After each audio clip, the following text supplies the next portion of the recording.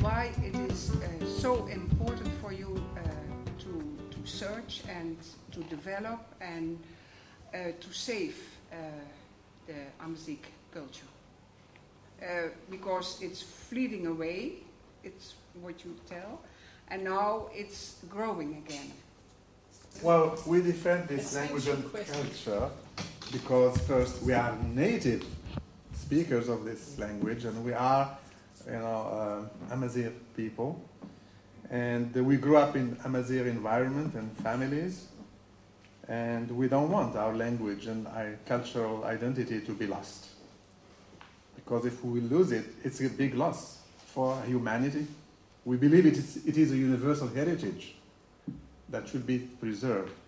And if we lose it, we'll lose human experience, a human way of life, a human perspective of life. So I think the other question is, what will we lose if we lose this language and culture? We will lose a human cultural experience which we need, because Berber culture is a culture which fosters peace, fosters solidarity, friendship, respect of human dignity, respect of the other. And one thing I wanted to add, Berber language and culture are not based on a holy book, unlike Arabic, which is based on the Quran. So it is de facto a secular language and culture. A lot of Berber activists actually use this argument to push for a secular society in Morocco. And we do hope that Berber culture can be an argument in the future to convince our society, our leaders, that we need a secular society, not a religious one. The one thing that makes North Africa different from the Middle East is Berber. In all its revelations, in art, orality, if you look at the way our writers write French, the substratum of it is Berber. If you look at our art, what makes it different is Berber. So all these things make the language and culture very worthwhile. I asked my students one time, how many of you would like, theoretically speaking, would like to stop speaking Dutch? 10 years from now, we'll do it gradually. If I guarantee to you a raise in your salary, and the economy will be great, and everything will be wonderful in this country. I think there was one person who raised his hand, and I said, what's the problem? I mean, I'm giving you everything you want. You just have to stop Dutch, and you already speak English. Nobody forced you. So it has to do with identity, and it has to do with who you are. It's a voice. When you talk about your language and culture, it's a voice. But at the same time, we should pay attention to change. It's not something we want to conserve in a museum. If after 400 years nobody speaks Berber, it's not a problem if we have had the chance to participate fully in every walk of life with the language and culture we had. 500 years ago, the language of Shakespeare, it's not used today. I mean, if you read Hamlet in its original version, you really need a translation. I don't see many English people walking around and saying, really, we lost this. It's part of them. It's part of their history. They have that link, and it was a different development. So that's why I think we make a mistake here in Holland also, because people are very pragmatic policy makers.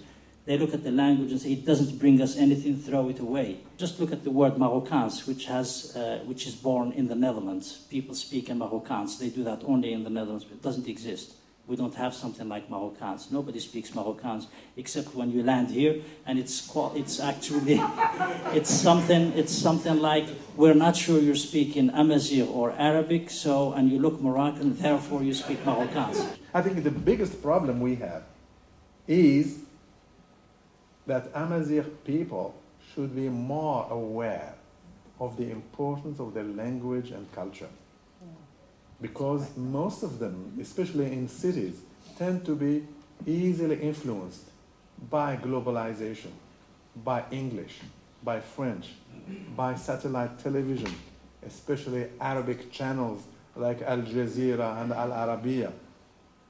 And the greatest danger is that even in the smallest villages, including mine, families now can watch Al Jazeera and satellite television from all over the world. And if they're not conscious of the importance of preserving their language and culture, they can easily adopt Arabic or French and forget about their language. And that's the biggest danger.